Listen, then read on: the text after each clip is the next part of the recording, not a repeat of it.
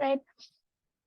Look at the first one, Pute, right? By doing these questions, we can remind the practicals regarding with the biology section, right?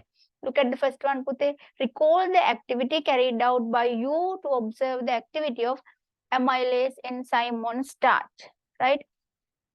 As we discussed yesterday, right? We discussed about the biological molecules. There, I told you under the proteins, the proteins are important, right? Because all the enzymes are proteins, right? So in the textbook, you are given an experiment to identify the function or the activity of amylase enzyme on starch, right? How amylase enzyme affect to the starch, right?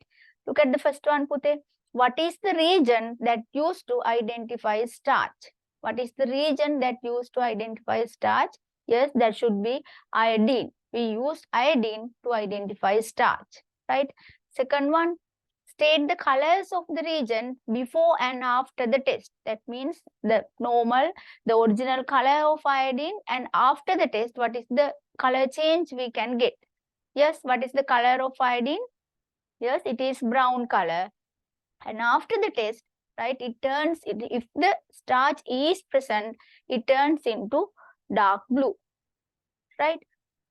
Third one, what is the purpose of using filtered solution of ground germinating seeds in the above activity? Why we use green gram seeds solution, filtered solution, right? We use that one to get the amylase extraction, right? To get the amylase extraction here, we use ground germinating seeds, right? To get the amylase enzyme extraction. Look at part B, Pute, right? I told you that at the end of the first lesson, there are some symptoms, deficiency symptoms, and about minerals, right? There are several tables are there. You have to go through them, Pute, right? Weakening of bones and teeth, anemia, and cramps are prevailed as symptoms of a certain patient, right? Some symptoms of a patient are given, right?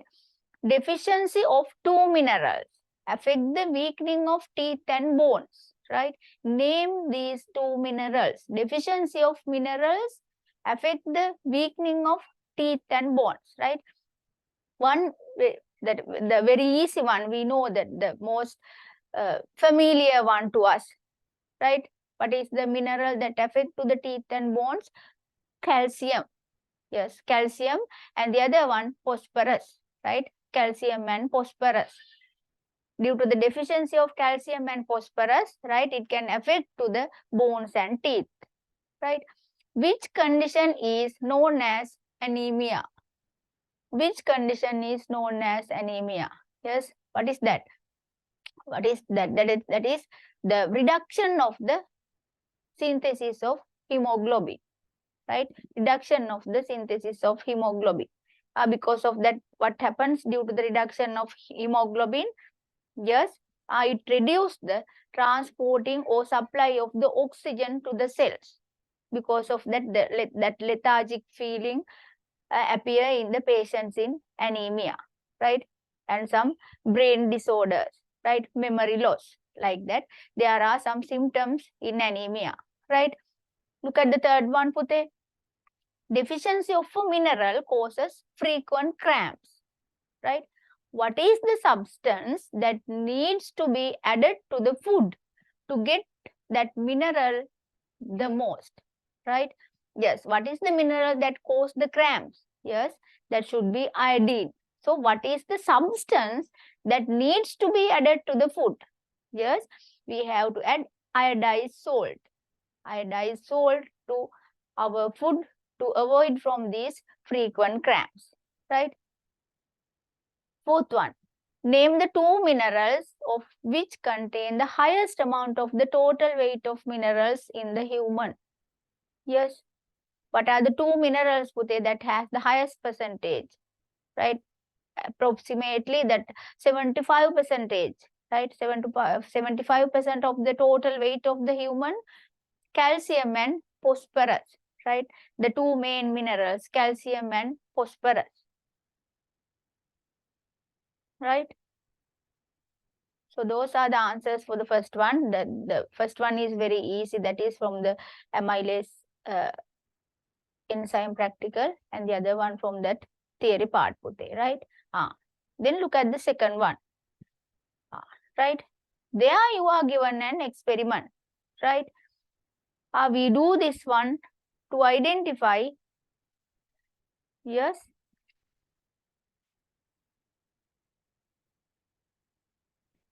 when we talk about the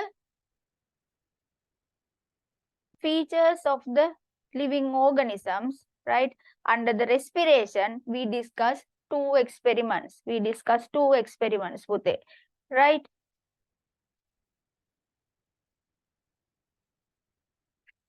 What is the first one?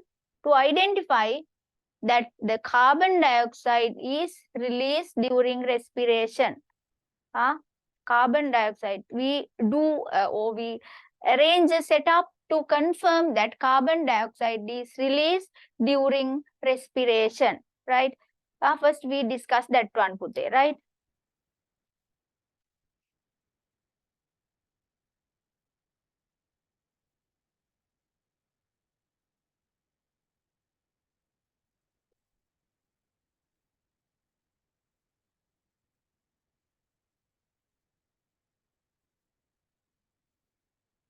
Carbon dioxide releases during respiration.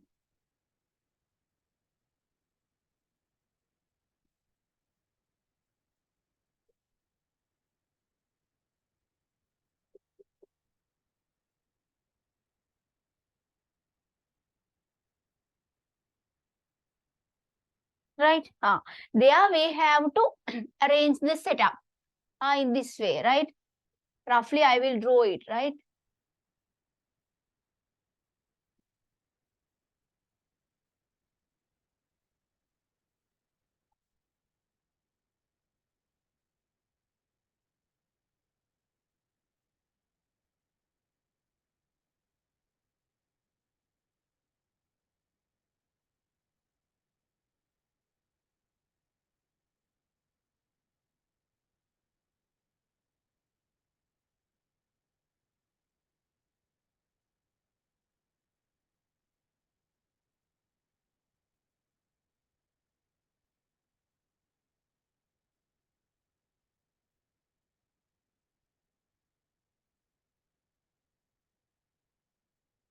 Right, we take 5 bottles in equal size, right? And we have to insert the delivery tubes to all the bottles.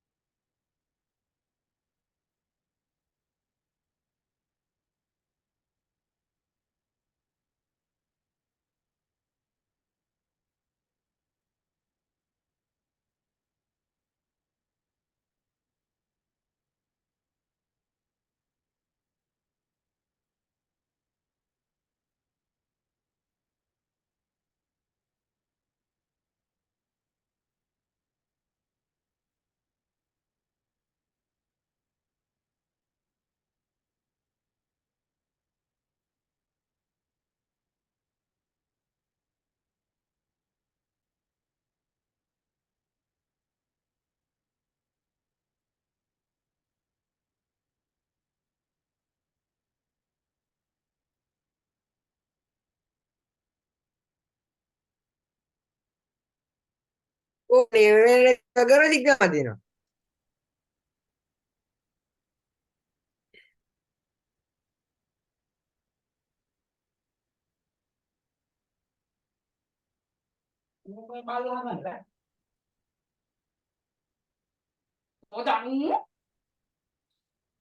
අර phone එකේ කරන මේක signal මදි වෙනවා. මුවා දැන් බෑ බොරුවට දැන් කියවන්නේ. මේක වැරද්ද පටන් ගන්න.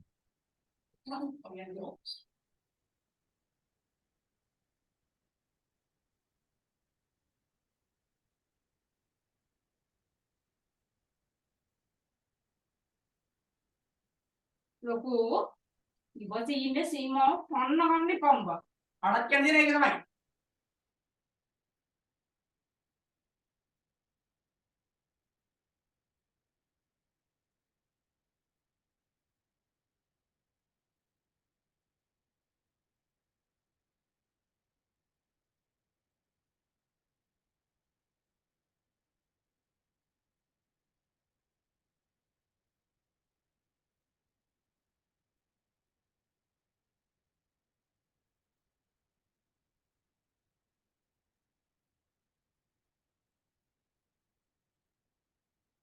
Right. So this is the arrangement of the experimental setup. Right. Here, right, I will explain in detail because there is no question from this one.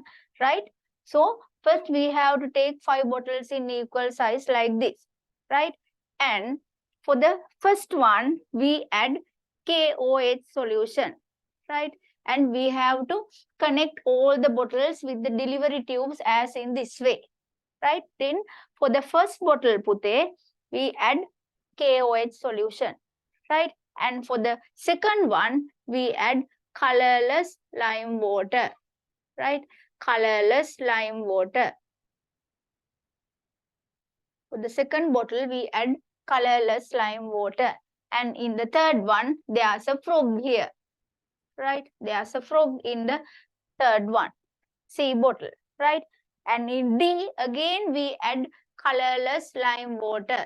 Right. Colorless lime water. You know why we use colorless lime water. Right. And in the last one, Pute, right, we add water to the bottle and it connects to a suction like this. Right.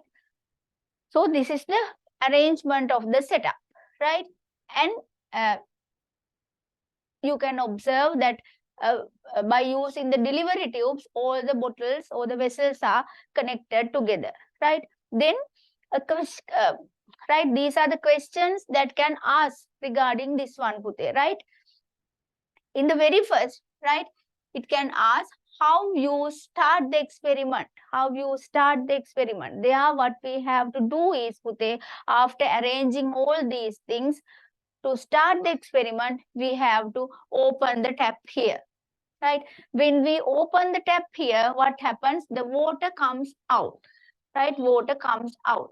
Then when the water comes out here, there's a blank inside the bottle, right? So to fill that blank, the air comes through the delivery tube to this direction, right? So if there is air here, right, it goes through the delivery tube, right? So what happens? Through all the delivery tubes, there's a continuous air flow. That is what we want, right?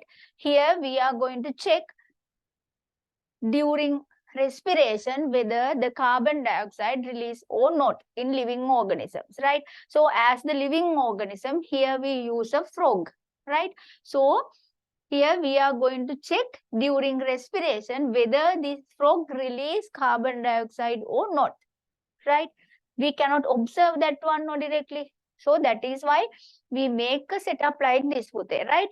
So here we insert the frog to the bottle here, right? Then if the frog release carbon dioxide, right, it fills with the C bottle. The carbon dioxide that released by the frog filled with the C bottle, right?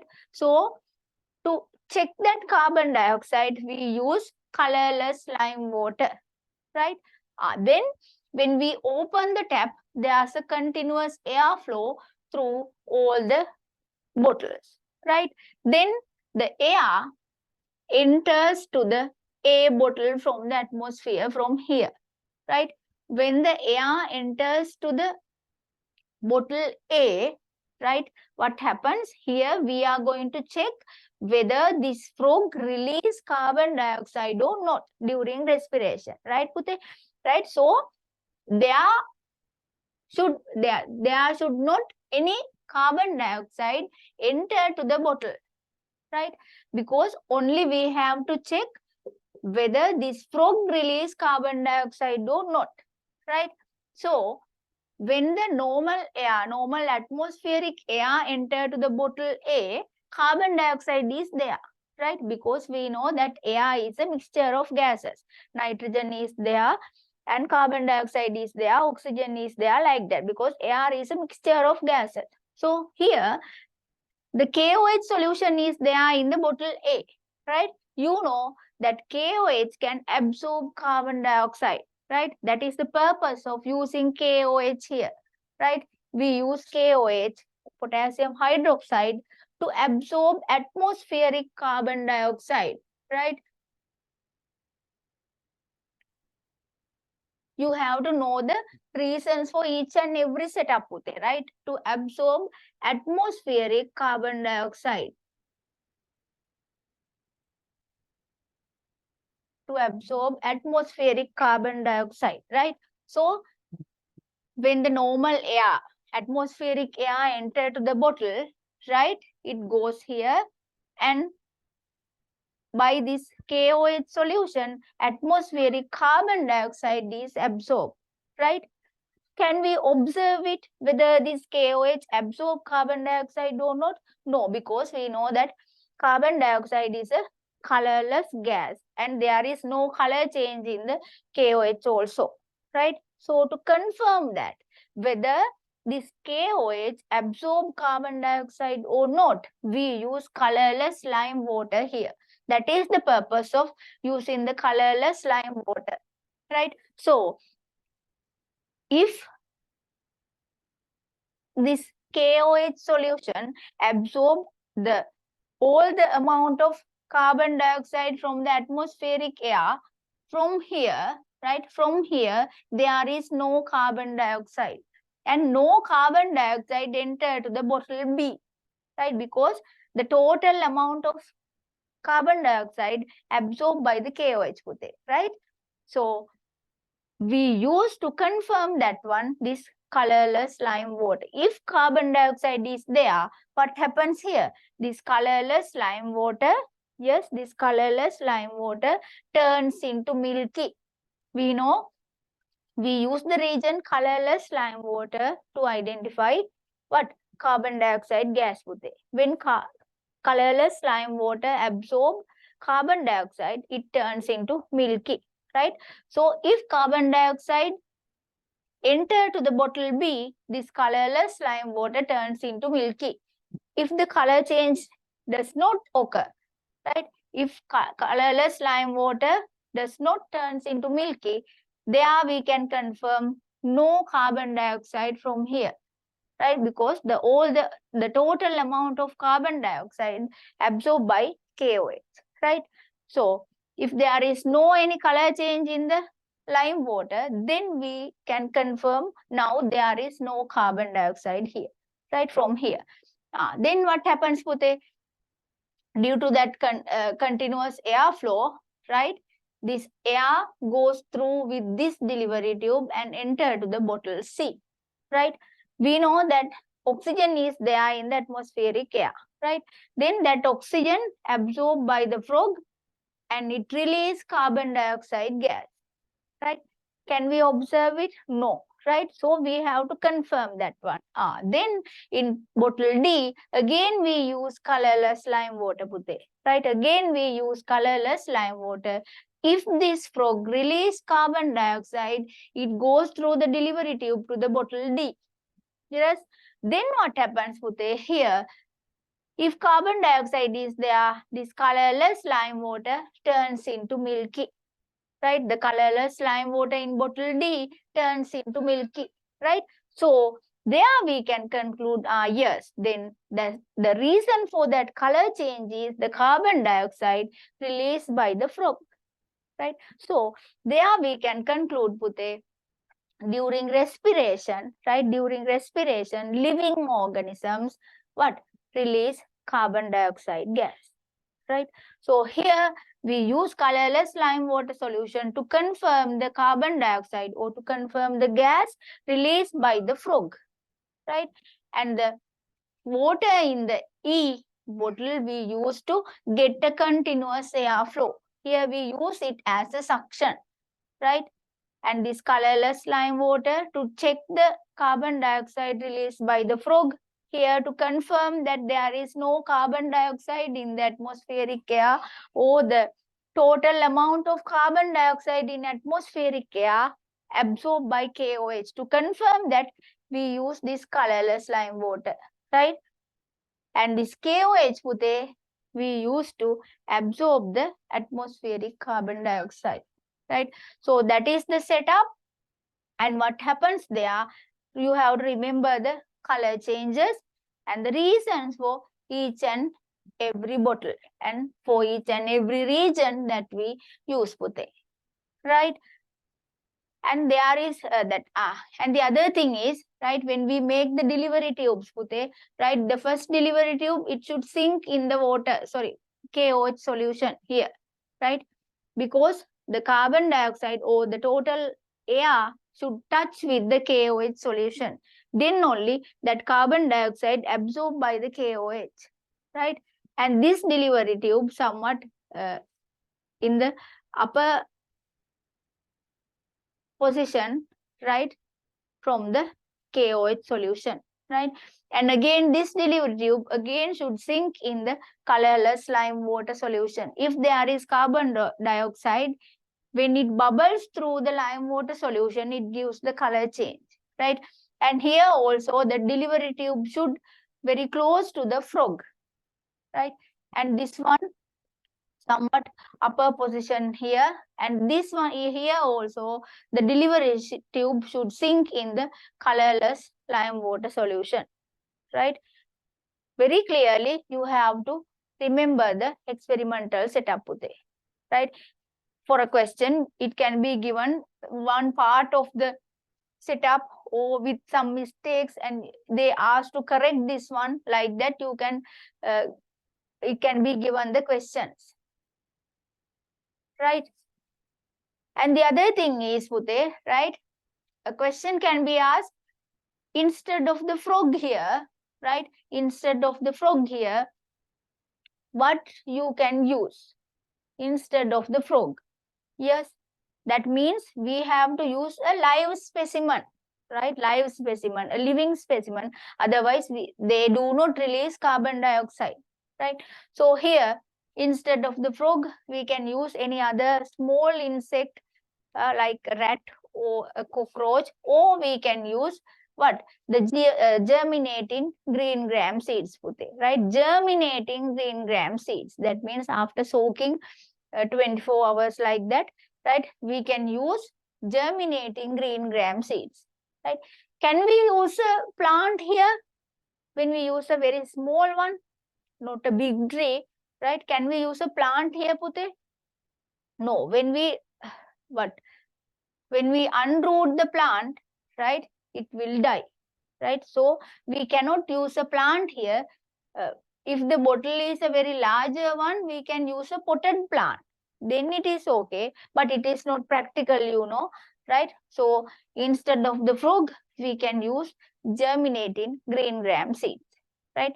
So that is about this experiment, right? You have to remember these things. How we start the experiment, we have to open the tap to get a continuous airflow. That is the reason for that, puthe, right? To get a continuous airflow.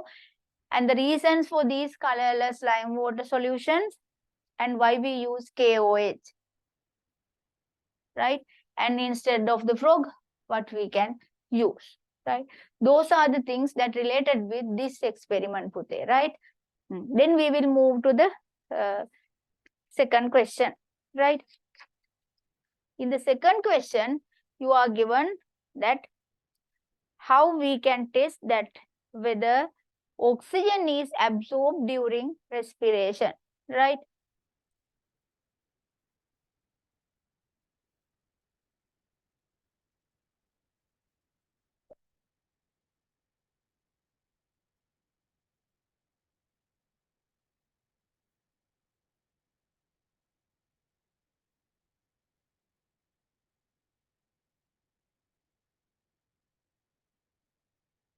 This one, Pute, right? The second question, right? Look at it.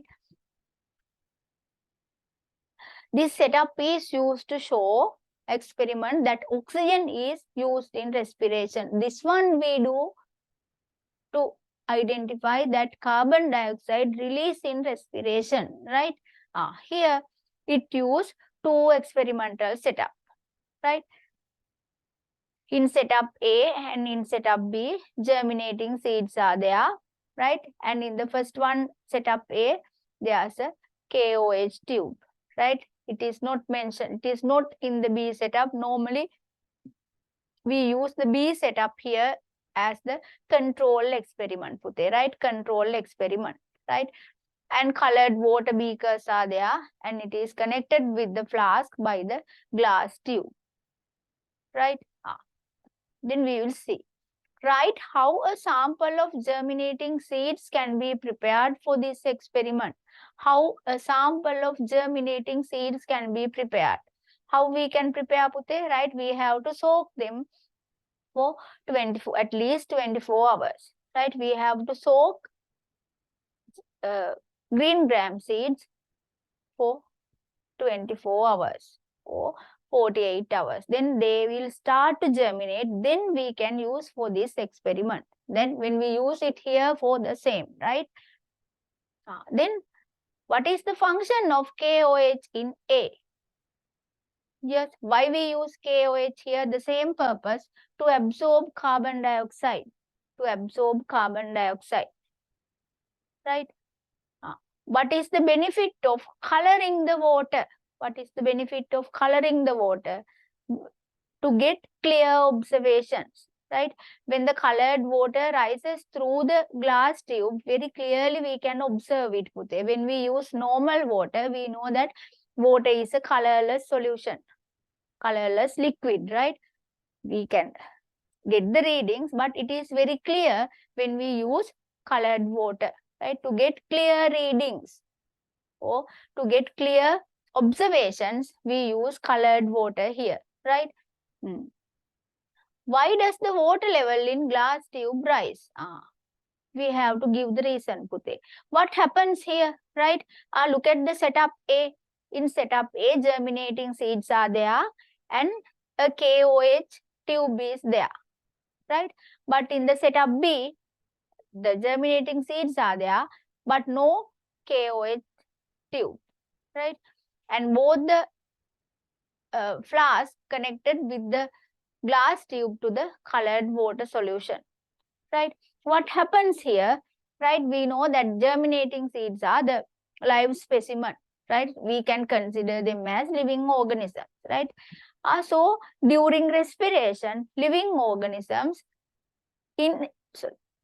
inhale oxygen gas and exhale carbon dioxide gas. We know that one, but here we do this experiment to confirm that one, Pute, right? To confirm that they inhale oxygen gas, right? We do this one to confirm living organism exhale carbon dioxide gas, right? Then what happens? Look at the setup A. In setup A, there's a KOH solution, right? So, right, the green gram seeds are there, right? And this tube connected to the atmosphere, right? So the air enter to the tube through the rubber tube, right? So what happens here during respiration, Pute? During respiration, these green gram seeds exhale or release carbon dioxide gas, right? Release carbon dioxide gas and they inhale oxygen gas, right? But here in setup A, there's a KOH solution, right? So what happens here is by the KOH, that carbon dioxide released by the green gram seeds absorb, right? KOH, right? Carbon dioxide is absorbed by KOH. Then what happens, right? The oxygen inside the flask absorbed by the green gram seeds, right? Oxygen in the flask absorbed by the green gram seeds and the carbon dioxide release by the green gram seeds absorbed by KOH. Right? Then what happens? There's a blank in the flask, right? Because oxygen absorbed by the seeds and carbon dioxide absorbed by KOH, right? So to fill that blank, the air in the glass tube enter to the flask, right? The air in the glass tube enter to the flask. So to fill that blank, what happens? Colored water level rises up.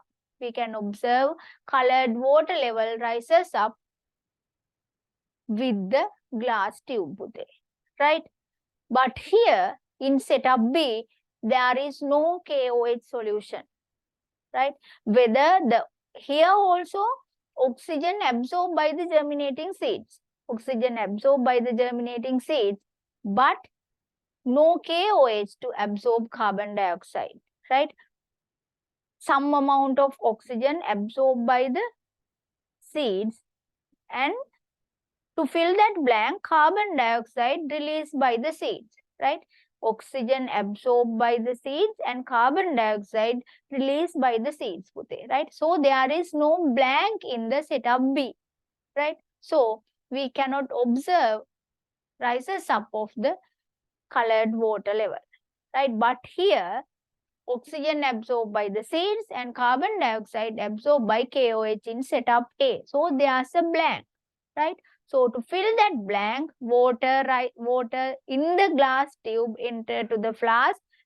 So to fill that gap or to fill that blank in the glass tube, water level rises up, right? So that is what happens in the setup. Normally we use this setup B as the control experiment, right?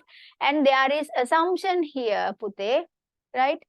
What is the assumption here we take is the amount of carbon dioxide release is equal to the amount of oxygen that absorbed, right? Or the volume of oxygen that is absorbed by the seeds is equal to the carbon dioxide volume released by the seeds, right? That is why in setup B, we consider that there is no blank, because we assume that carbon dioxide volume is equal to the inhaled oxygen volume. Exhaled carbon dioxide volume is equal to the inhaled oxygen volume, right? That is the assumption we make here, right? So what is, why does the water level in glass tube rise?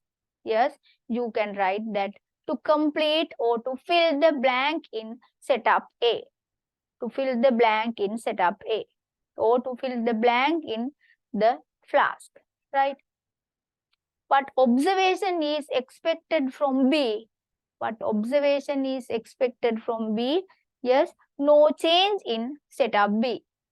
No change in setup B, because the reason is not asked, but you have to remember it, because the volume of oxygen is equal to the exhaled volume of carbon dioxide. That is the reason, Pute, right?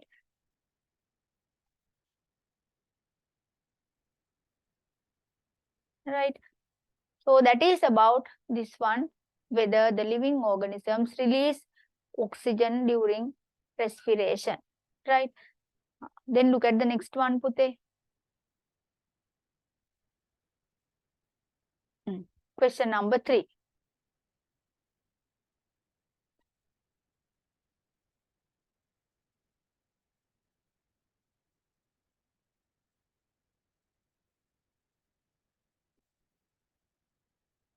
Go through the question number 3.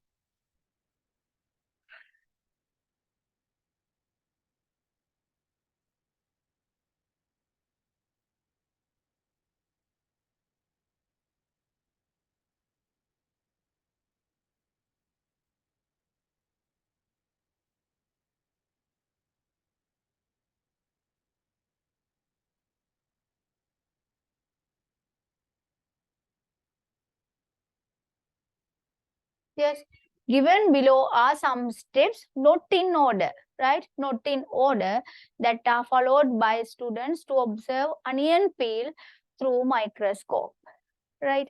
Yesterday also we discussed that to observe the animal cells. What we use, Pute? Yes, what we use? Human cheek cells, right?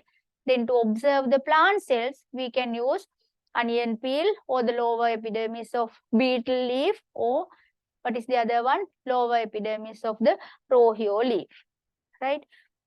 So here they use onion peels, right? The steps are given, but they are not in order, right? What is the first question? Right, correct order should be followed by the student using relevant letters. We have to arrange them in order, right? Look at the steps given. Peel off a thin layer of onion covered with a cover slip. Place the onion peel on a glass slide and keep onion peel into watch glass contain water. Yes, what is the order, Pute? Yes, first what we are doing is we peel off a thin layer of onion, right? We peel off a thin layer of onion. Then first we have to do the step A, peel off a thin layer of onion. Then keep onion peel onto a watch glass that contain water. We put the onion peels, sorry, not B, D, into a watch glass that containing water, right? Then what we do is place the onion peel on a glass slide by using a forceps or a brush. We take the onion peels and we keep it on a glass slide, Pute. So it should be C as the third step, and then we covered it with the cover slip, then B. So this should be the order that we have to follow, right? Now then look at the next question. Write the expected aim which followed by step D. Why we use the step D? What is it? Keep onion peel into a watch glass, contain water, right? When we take the onion peels, right, we put them into a watch glass that containing water. You have to give the reason for that, Pute, right? Why we do that one? To keep the onion peel cells alive, right? Or to avoid the dehydration of the cells, to keep the onion peel cells alive, right? Look at the third one. What is the advantage of cover the tissue with the cover slip? Yes, what is the advantage of covering the glass slide or the specimen with the cover slip? Yes, to avoid dehydration, and we can write this one also, to avoid the touching the specimen with the lenses, right? And or to avoid the dehydration, right? Try two differences between onion peel cell and animal cell. Yes, two differences. Onion peel cell, right? Here that you have to consider, Pute, they have not asked the differences between the animal cell and plant cell, right? Onion peel cell and the animal cell, right? Onion peel cell and animal cell.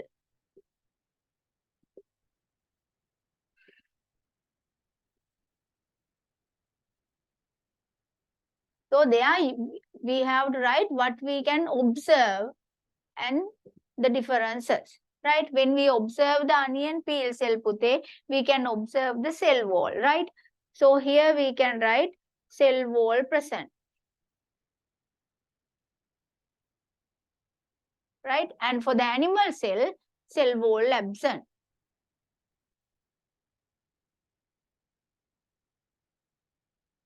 Right?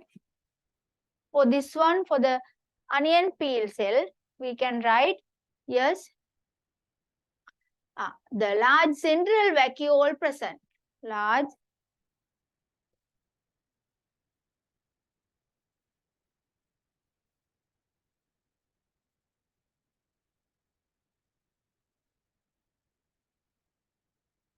present, but here the large central vacuole absent.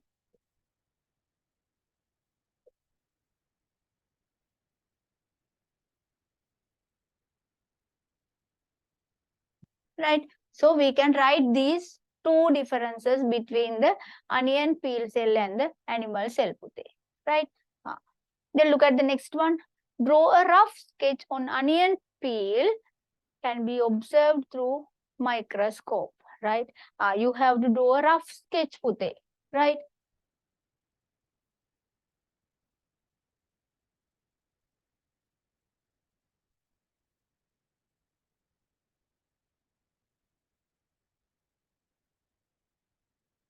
You can draw a rough sketch to represent the onion peel cells, right? You can draw like this.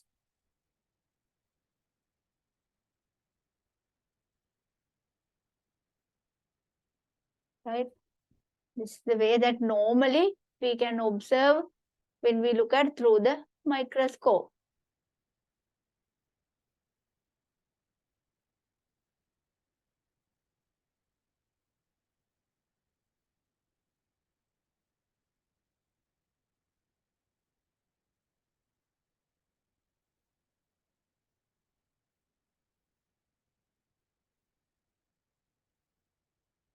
Yes. You can draw like this, Pute. Right? How we can observe the onion peel cells when we look at through the microscope. Right?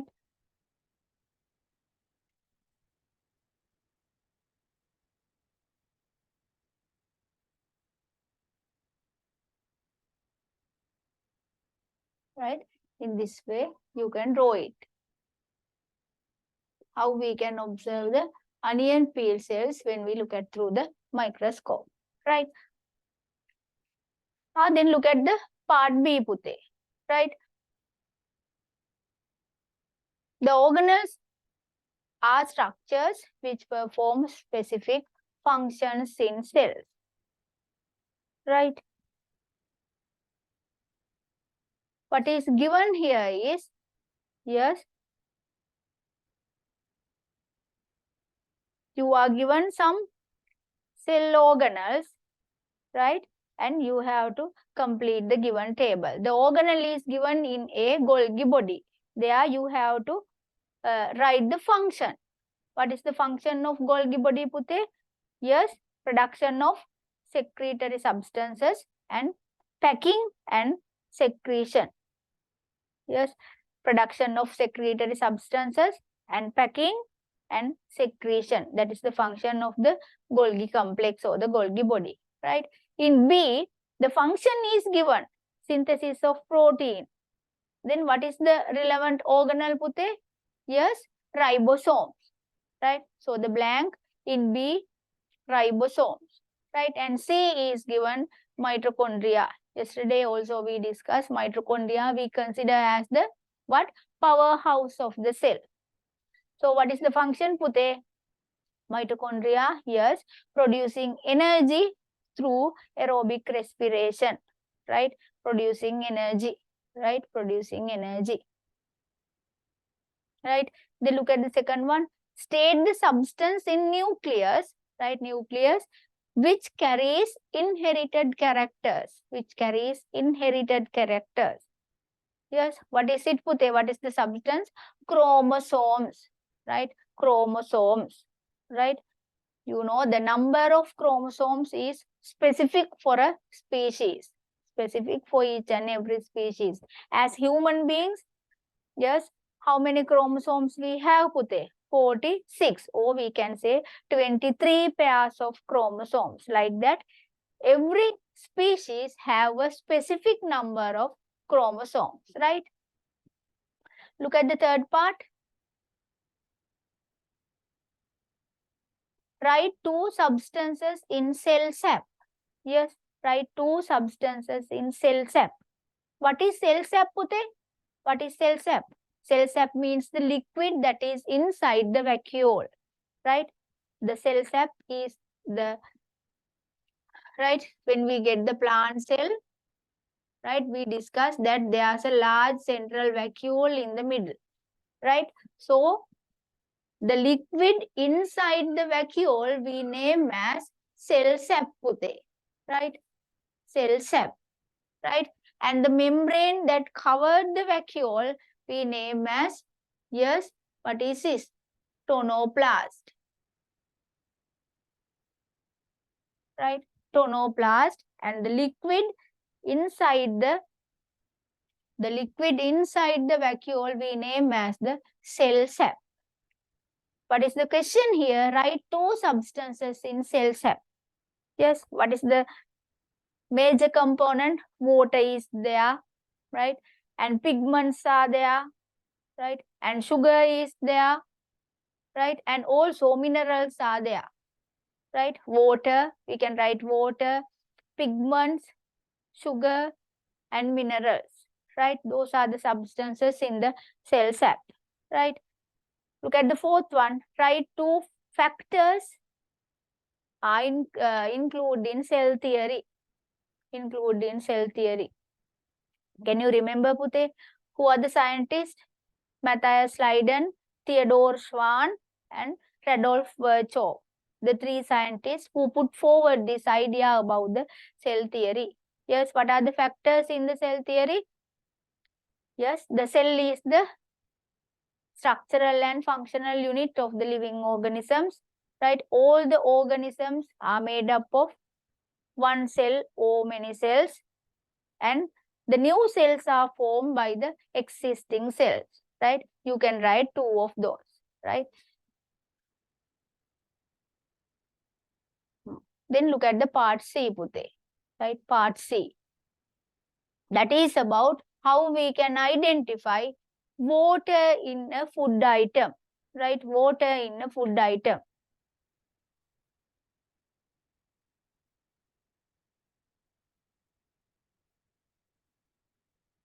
An experimental setup is given, right?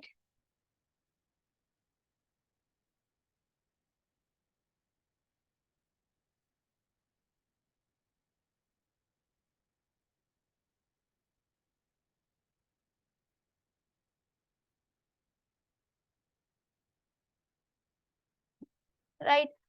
What we are doing is, Pute, here we take a crucible, right? Have you seen the crucible in the lab? That is made up of porcelain, right? So first what we have to do is, we have to take the food specimen, right? We have to grind and crush it, right? By using the mortar and the pestle in the lab, right? There's a mortar and the pestle in the lab. So we have to get the food specimen that we are going to check for water, and we put it into the mortar and pestle, and right, we have to grind it, right, and crush it, right? Then we get that specimen we put it into this crucible, right? Then we keep it on the tripod, right? The crucible like this, and the specimen is there, and using the burner, right, we heat it, right? Using the burner, we heat it, Pute, right?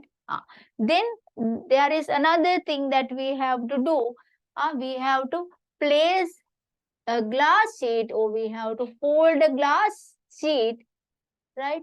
Glass sheet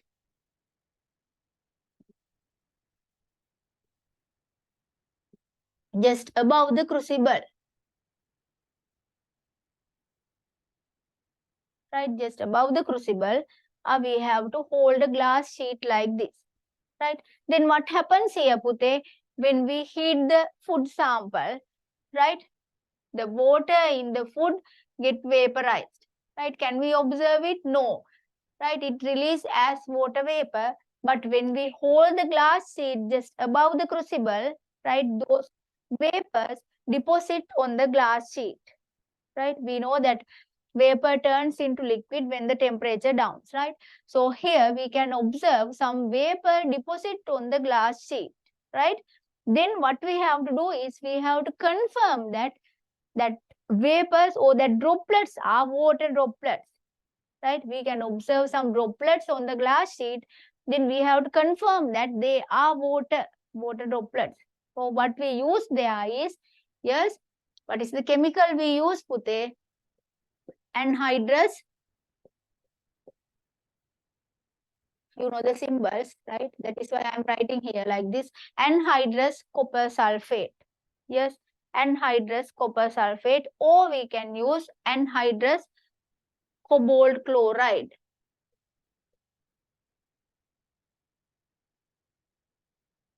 Anhydrous cobalt chloride.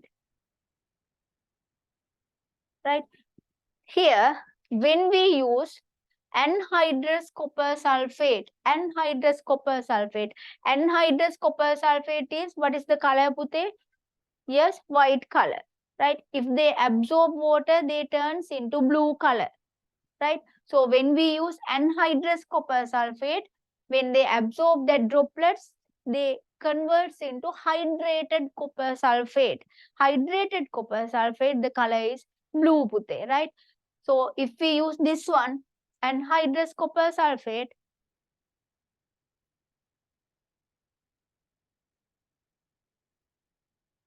right? If we use anhydrous copper sulfate, Pute, white color anhydrous copper sulfate turns into blue, right? That is the color change that we can expect, right? When we use anhydrous cobalt chloride, yes, what is the color of anhydrous cobalt chloride, Pute? It is blue color, right? Anhydrous cobalt chloride is blue color. When they absorb water, they converts into pink color, right? You have to remember these two, Pute, right? So if the color change is this one, if we use anhydrous copper sulfate, when they turns into blue, yes, then we confirm these droplets are water droplets, right? That means then this food item contain water, right? If it is anhydrous cobalt chloride, if anhydrous cobalt chloride blue turns into pink, then they are also, we conclude that these droplets are, yes, water droplets, Pute, right? That means this food item contain water, right? So this is what we do to check that water contained in food item, right? First we use the mortar and pestle to grind it, and we put it into the crucible, right? And when we heat it, we have to hold a glass sheet just above the crucible, right? That is to collect the droplets that release by the, or that evaporate by the food sample, right? And to check that the droplets are water droplets, we can use one of these two chemicals and we can get the color changes in this way, right? So that is about the experiment, Pute, right? Then we go to the question.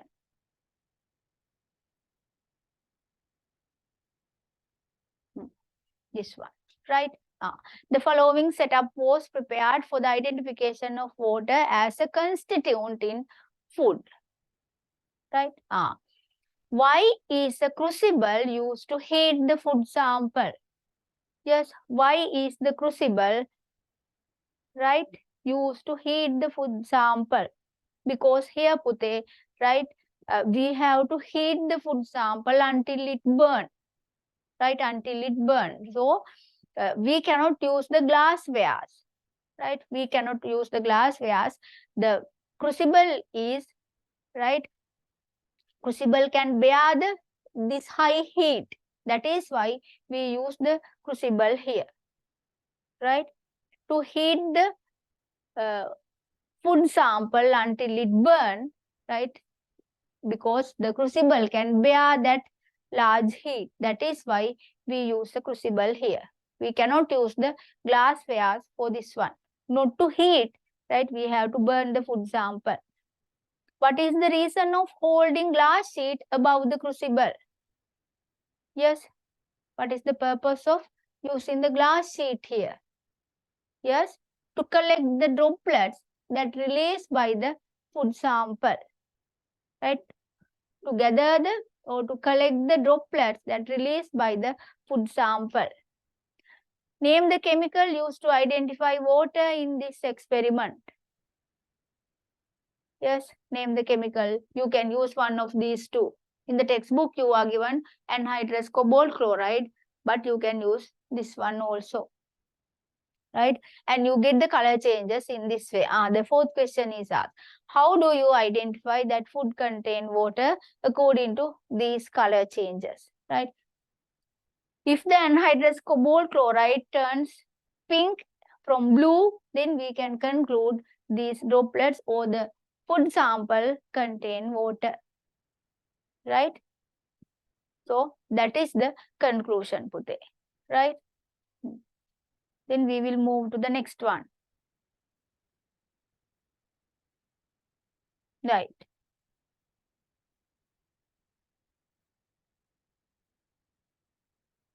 That is to check another living characteristic of plants. Right?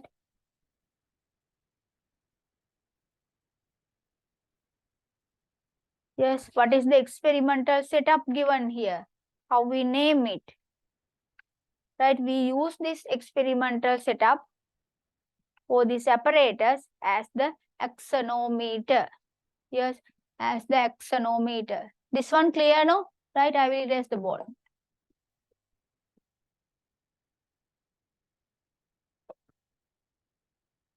Right, you have to go through all these practicals, Pute, right? Most probably the second structured question, right? Second structured question based on these practicals, right?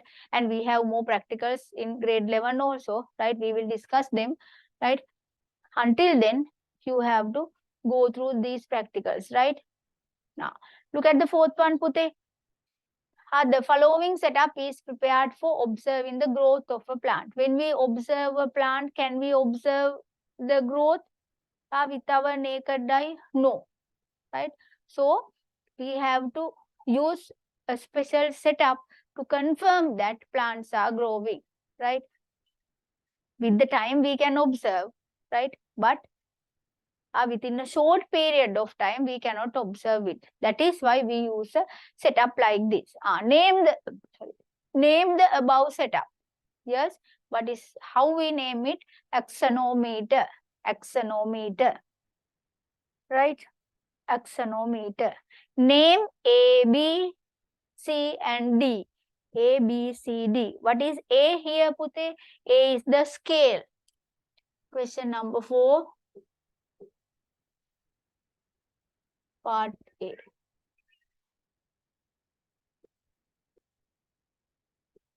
First one, the setup is axonometer. Right?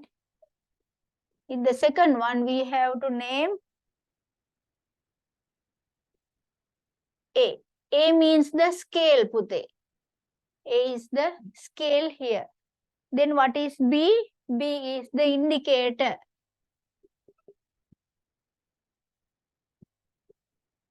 Yes, B is the indicator. Then what is C here? C is the pulley, right? And we have to name D also. D is the string or the thread, right? By using the string, right, we hang the weight here, right? Right? So, those are the parts. A is the scale and the indicator touch with the scale, and there's a pulley, and by this string we hang the weight E, right? Weight E. Then what is the change in B when plant is growing? Yes, when plant is growing, what we can observe, right? When the plant is growing, what we can observe, Pute, right? We can observe the indicator, right? The indicator is moving. The indicator is moving when the plant is growing, right? Whether the plant grows with a little amount, we can observe the indicator shows it in a larger scale, right? That is why we use the scale and the indicator here, right? Mention a change of the setup that has to do to get accurate growth of the plant. Yes, to get an accurate growth of the plant, what is the change that we can make in the setup? Yes, what we can do, Pute? Yes, we can use a larger scale than this one, right? We can use a spread scale than this one. Then very easily we can observe a little growth of the plant in larger scale, right? Define a dioecious plant with examples. Yes, define a dioecious plant with examples. Yes, what are dioecious plants? The plants that have both the staminate flowers and pistillate flowers. The plants with staminate flowers and pistillate flowers. Right? This is from that reproduction lesson, Pute, right? Define pollination of a plant. Pollination of a plant, right? As I told you, pollination, right? I will draw, this is the stigma of a plant.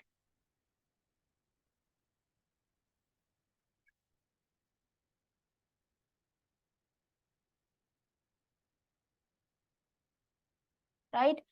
And the stamens are there, right? So the pollination means, Pute, the matured pollens that produce in the what? Anther, right? Matured pollens deposit on the stigma of the plant, right? Deposition of matured pollens on the stigma of the plants, stigma of the flower, right? Deposition of matured pollens on the stigma of the flower, that is called pollination, right? I told you pollination is in two types, self-pollination and what is the other one, Pute? Cross-pollination, right? Self-pollination and cross-pollination. What is self-pollination? Deposition of the pollens, right, on the stigma of the same flower, right? But if the pollens deposit on the stigma of another flower, maybe in the same plant or another plant, right? Deposition of the pollens, right, on the stigma of another flower, that is called, what is, Pute? Cross-pollination. This is, yes, this is self-pollination, right? Self-pollination and cross-pollination, right? So the plants have adaptations to avoid the self-pollination and to promote the cross-pollination, right? Because mostly the variations occur because of the cross-pollination, because the features of two plants are mixed, right? So plants have adaptations, they show some adaptations to avoid the self-pollination and to promote cross-pollination, right? We will go to the next one.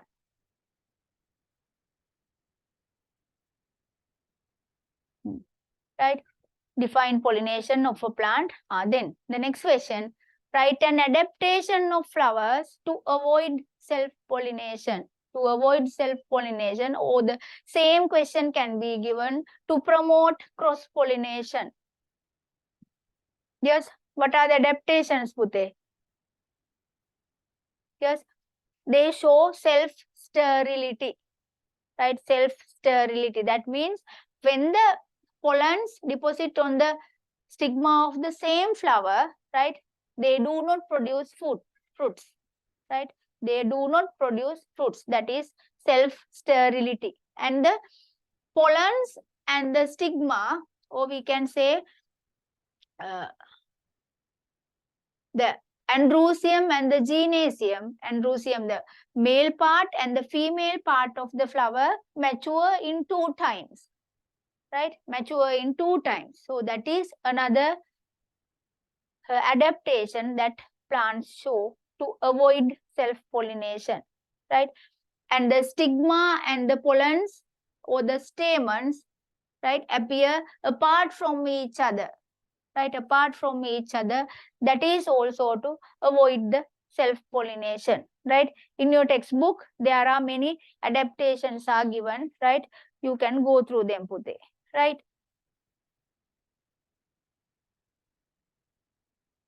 Right, then we will move to the next one. Right.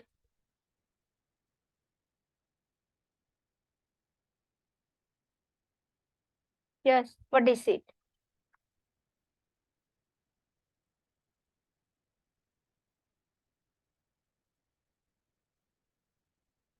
Look at question number 5, Pute. All organisms are made up of single or multiple cells, right? A and B below shows 2 types of cells of organisms. A, B. Which letter denote animal cells from A and B? Yes. What is animal cells, Pute? Yes, that is A, right? The figure A denotes animal cells. Look at the part 2. Name a specimen that can be used to observe above cells. What we use to observe the animal cells, Pute? Yes, human cheek cells. Human cheek cells. Identify and name the organelles given below. Yes, what are the organelles here? I will erase this one.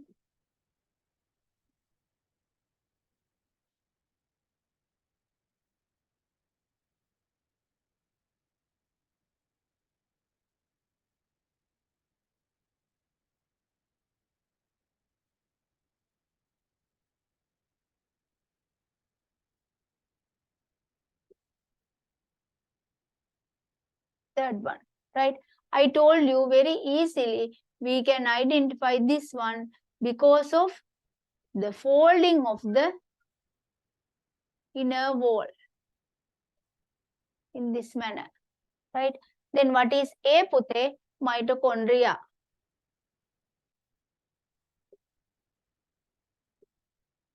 Right? Mitochondria. What is B here? With 2 parts like this, that is ribosome. Right? That is ribosome. Then what is C here? Right? The nucleolus is at the middle. Yes, that is nucleus. Nucleus. Right? The 3 organelles, mitochondria, ribosome, and the nucleus. Write separately the functions performed by A and C. A and C, Pute. A is the mitochondria, so the function is producing energy, and C is the nucleus controlling all the metabolic activities. Or we can write controlling all the biological functions in the cell. Fifth one, what is the chemical substance by which the cell wall is made up of? Yes, what is it? Cellulose. It is a polysaccharide. Polysaccharide, cellulose. Name 2 characteristics found in a plant cell that you do not see in an animal cell. Right? We can find in plant cell, but in not animal cells. Yes, what are the features, Pute? In plant cells, there's a cell wall. Or we can write cell wall present in plant cells, large central vacuole present in plant cells, and chloroplast are there in plant cells. Right? Again, the same question. Name 2 facts found in cell theory. Right? As we discussed, you can write 2 of the 3 facts given in the cell theory. Right? Then we will move to the B. Right? Food test is given there, Pute. Go through the question.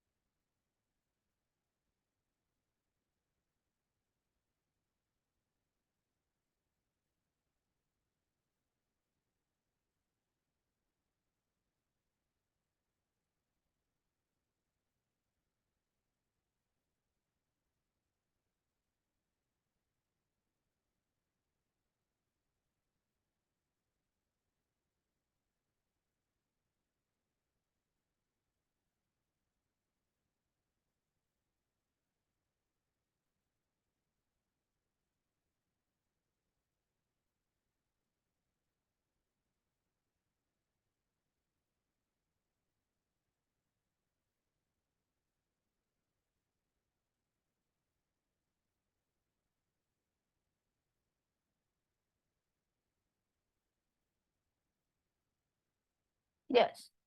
What is the question, Pute? One step of an activity performed to identify a certain nutrient in a student's food is given below, right? What is the what are the steps? The food extract is taken and region P is added to the food extraction.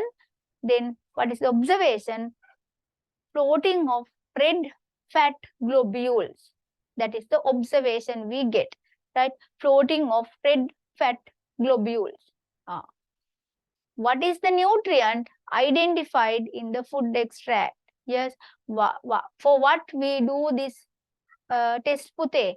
Yes, to identify lipids. To identify lipids. So, what is the nutrient is lipids, right?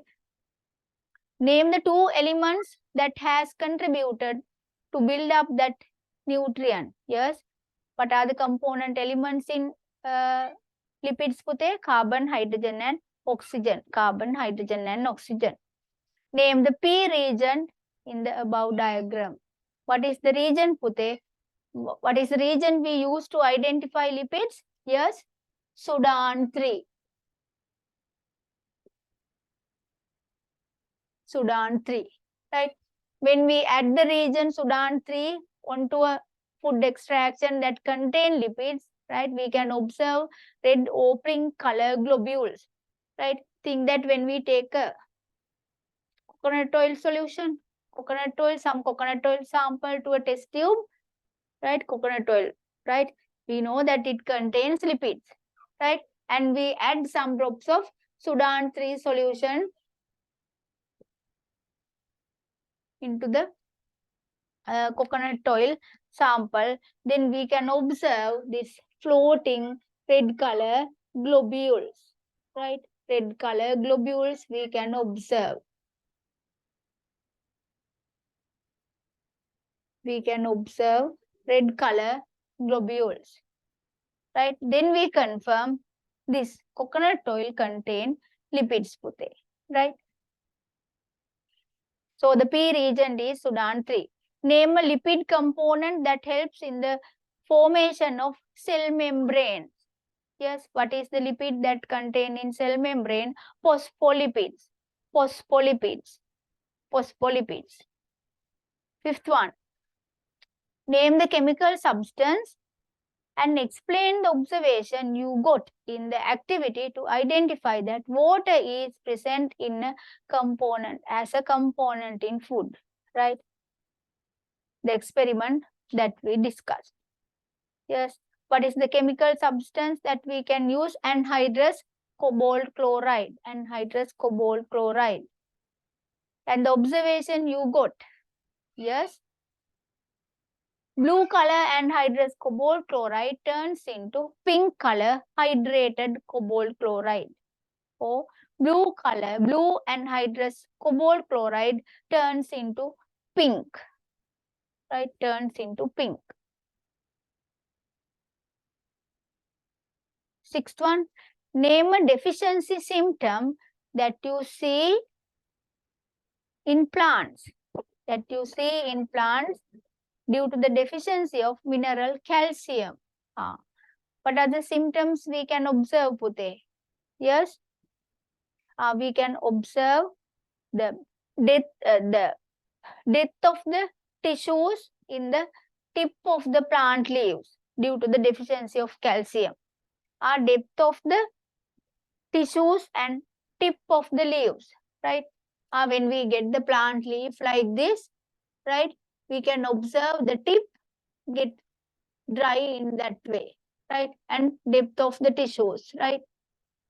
Depth of the tissues and the leaf tip, right?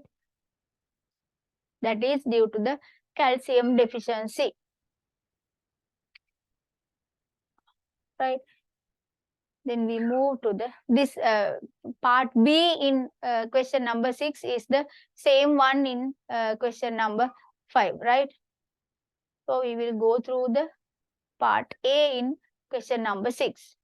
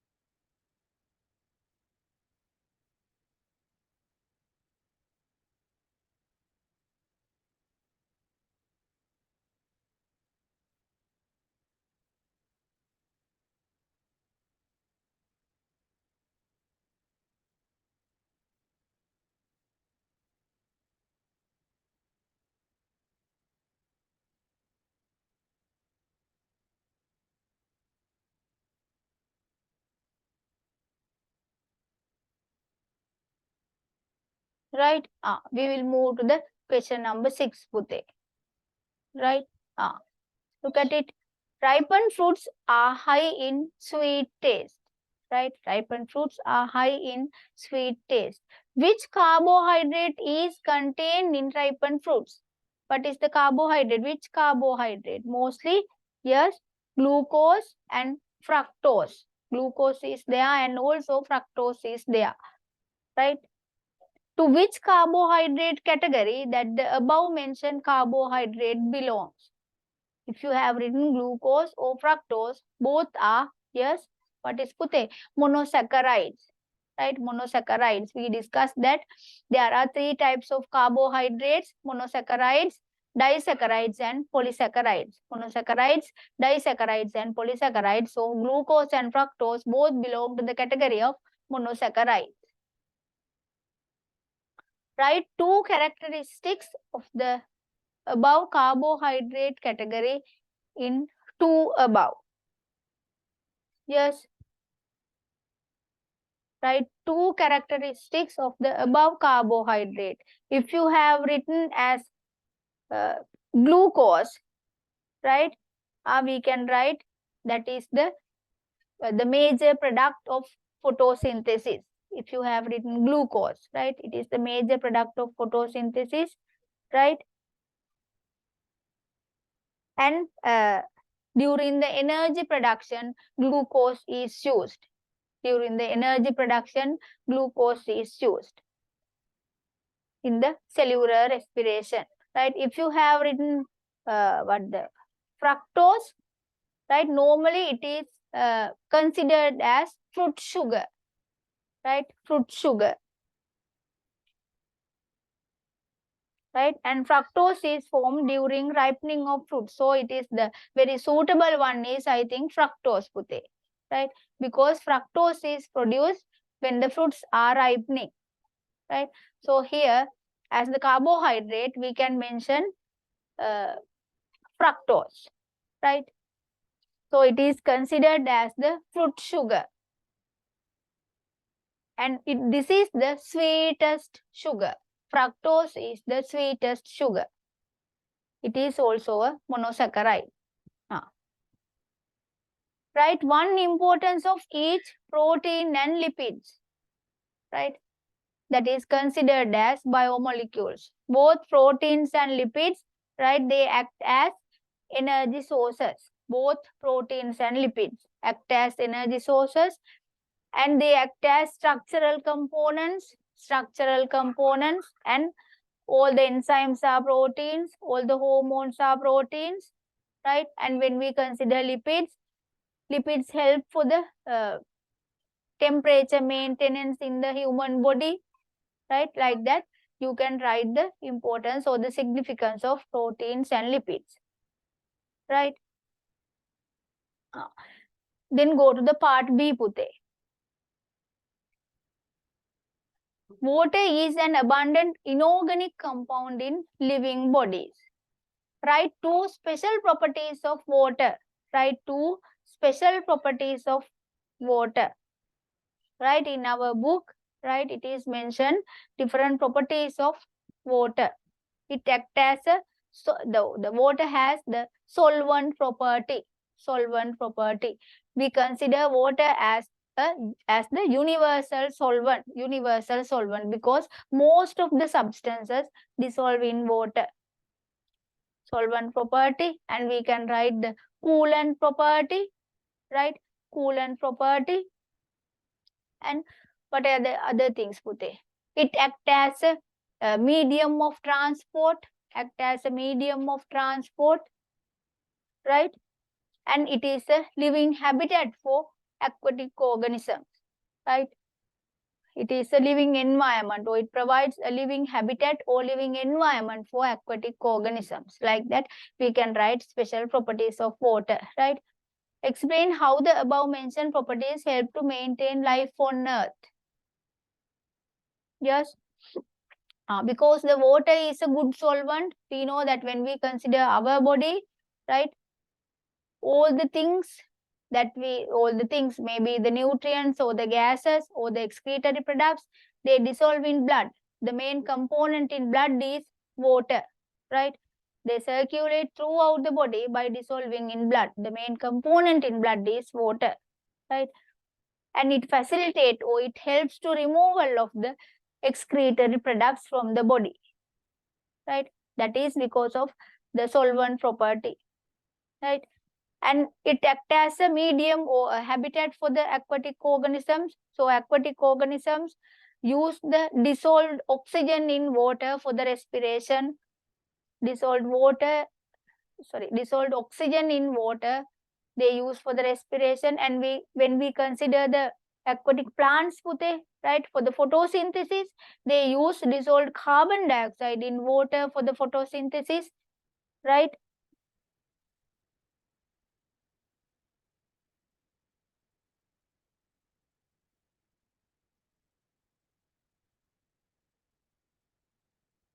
Right, and when we consider it as a medium of transport, as I mentioned you, all the things in our body dissolve in blood uh, for the circulation throughout the body, right? In the plant body also same, right? The minerals dissolve in water and transport throughout the plant body, right? Like that, it acts as a medium of transport also, right?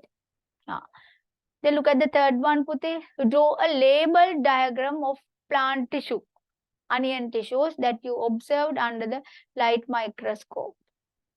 Yes, the same thing that we discussed, right? We have to draw the onion peel cells, right? You have to draw a sketch of the plant leaves.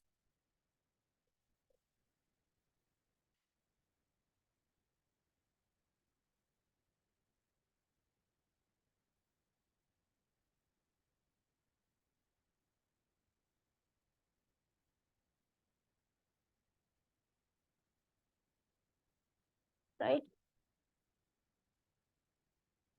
You can draw in this way.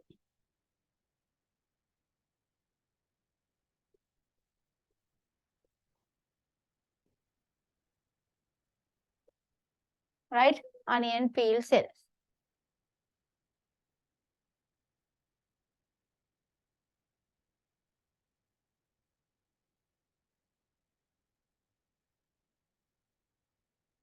Right? So that is those are the answers for the questions Pute. Right? Then I hope to discuss a little bit about the food test. Only we discussed the Sudan 3 test, no, the test for the lipids and to test the water, right? We will discuss in brief the other ones, right? Give me 1 second, Pute.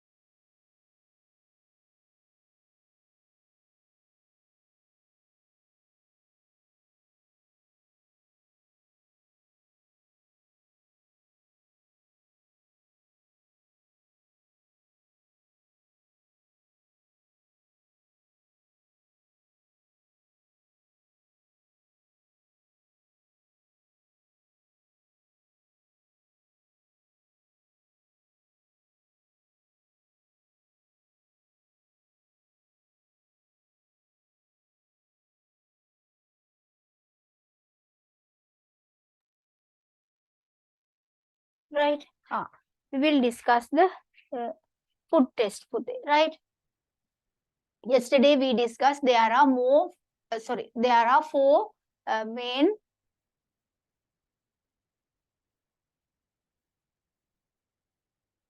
biological molecules, right? So we have to know the test, how we can identify these uh, biological molecules, right? First we discuss about the to identify how we can identify carbohydrates, Pute, right?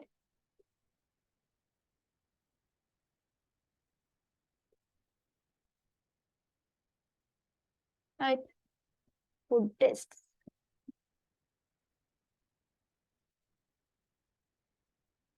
right? Under carbohydrate, right? First we discuss about the test for the starch, right? Test for the starch.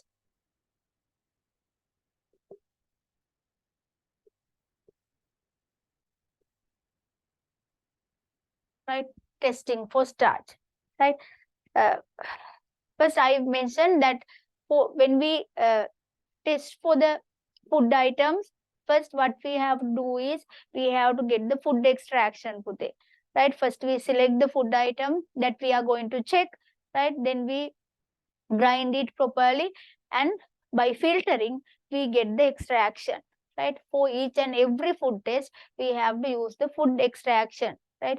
Otherwise, we do not add the reagent directly to the food item. First, we have to take the food extraction for each and every food test, right? So you have to remember that one, right? Here, first we get the starch extraction, right? I'll go through what are the food items that we can use, right? We can get some rice and we have to grind it, and we by after filtering we can get the extraction to a test tube, or we can dissolve some flour in water and we can get the extraction. Like that we have to prepare the food extraction before the test pute, right? This is the starch extraction, right?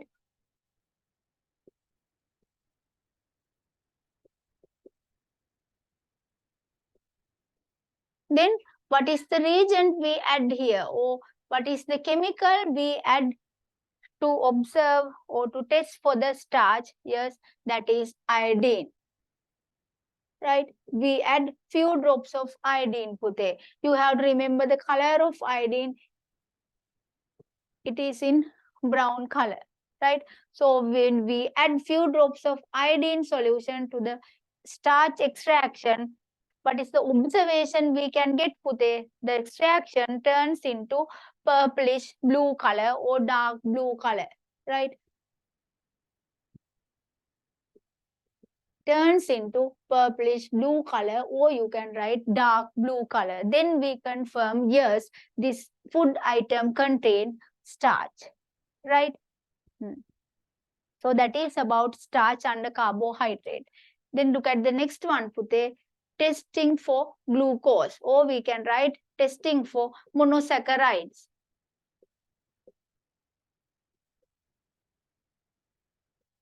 Right? Testing for glucose. Here also we prepare a glucose solution into a test tube. Right? Glucose solution. We take a glucose solution into a test tube, right? And what is the reagent we use there? What is the chemical we use? Yes, we add few drops of Benedict solution.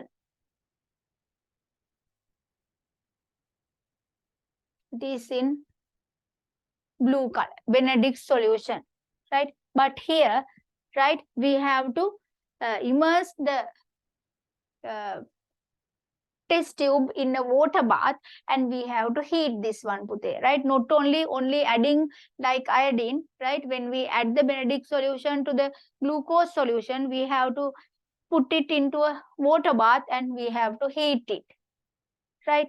Then if it contain glucose, yes, the color range is given.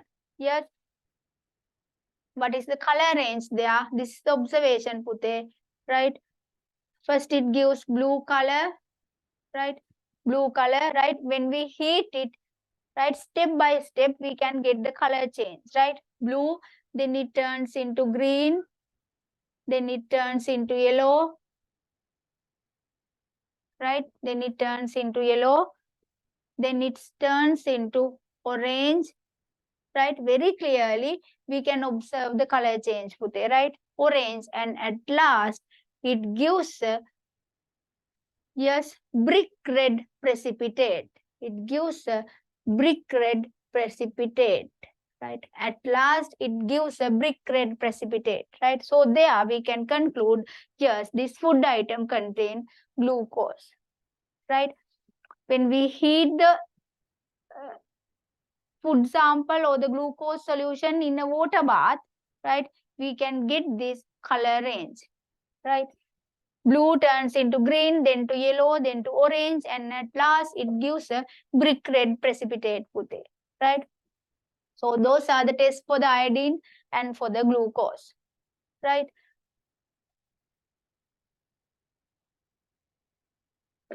Then we will move to the next one, that is again under carbohydrate, right? This is for monosaccharides, no glucose. Then we test for the disaccharides or as sucrose.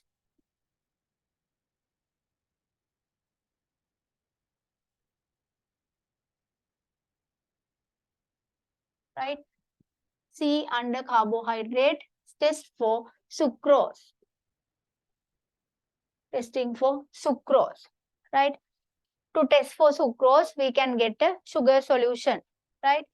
We make a sugar solution and we put into a test tube, right? This is the sucrose solution, right? Sucrose solution. There also, as the chemical or the reagent, right, we add Benedict solution.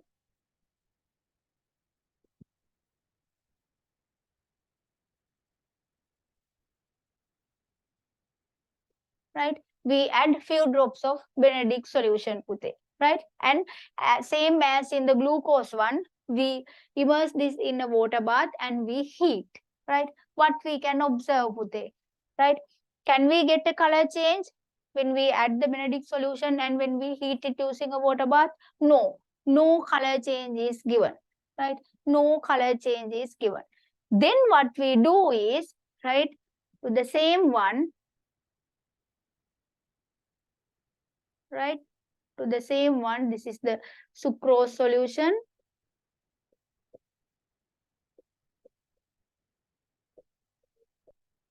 right?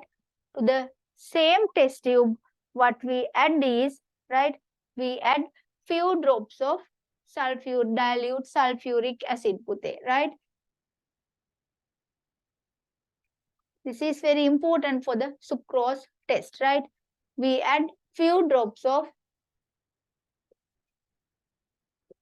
dilute sulfuric acid, H2SO4. Now you know, right? H2SO4 acid, right? We add few drops of dilute sulfuric acid. Then again, we heat it using the water bath, right? Then we can get the color change, same as in the glucose one, Pute, right? Blue turns into green, right? Then into yellow, right? Then into orange. And at last, it gives the brick red precipitate. It gives the brick red precipitate, right? So if you are given a question, right, whether we add the Benedict solution and when we heat using a water bath, it does not give a color change, but after adding another reagent, it gives the color change in that way, right? So what is the second reagent that we add is few drops of dilute sulfuric acid, and then what is the food item? It contains sucrose, Pute, right? So this is the test for the sucrose. Or we can say testing for the disaccharides, right? Yesterday we discussed that disaccharides are formed by the combination of what? Two monosaccharides, right? So to test for the disaccharides, first we have to separate them into the monosaccharides. That is why we use sulfuric acid here. Then only they give the color change. They give the color change, right? So this is the test for the sucrose.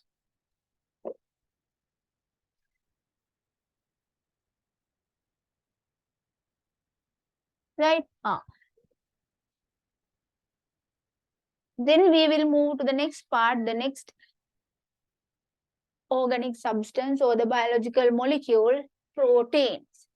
Right? This is for carbohydrates. Under carbohydrates, right, we have to concern about those three.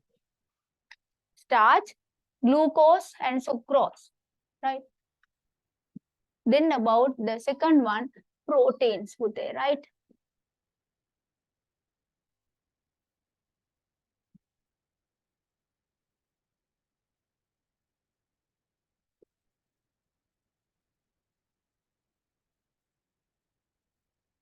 Testing for proteins. There also we have to take the food sample that contain protein, right? Here we can use soaked but dal. We have to crush them properly, we have to grind them, and we have to get the extract, right? Or otherwise we use the white egg, right? That one also we have to crush and we have to grind properly and we have to get the extraction, right? Like that we have to get the protein extraction.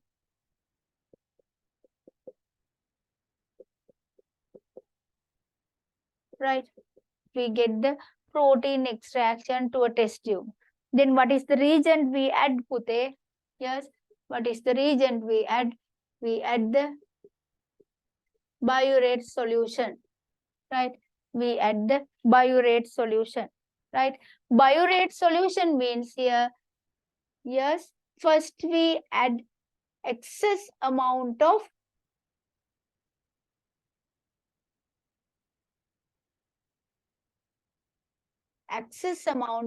sodium hydroxide, right? In two steps we do this one.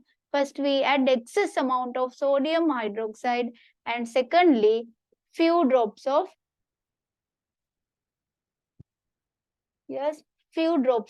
copper sulfate, Pute, right? Excess amount of sodium hydroxide and secondly few drops of copper sulfate. Yes. What is the color change we can get?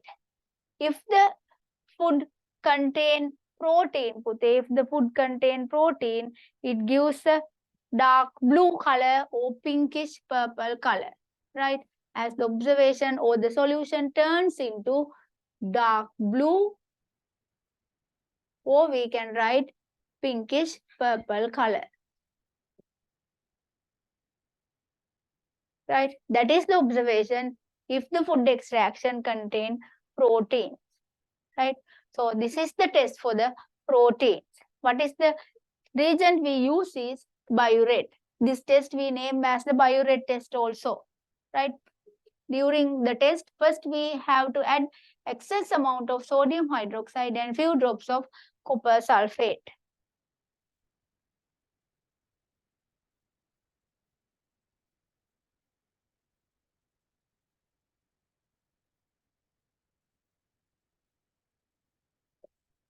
Right? Then the third one, Pute,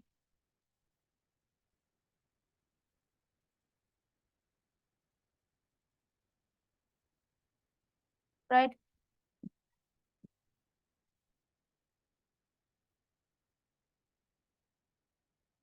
Third one, testing for lipids.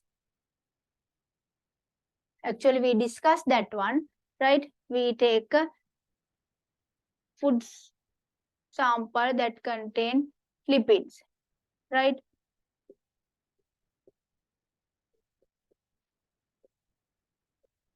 We can use a sample of coconut oil, right? And what is the reagent or what is the chemical we use to identify the lipids? Yes, that is Sudan 3. Yes, we add few drops of Sudan 3 solution into the tube, right? What we can observe here is we can observe, Pute, red or pink color globules, floating globules we can observe, right? Floating pink or red color globules we can observe, right? We can observe floating pink or red color globules.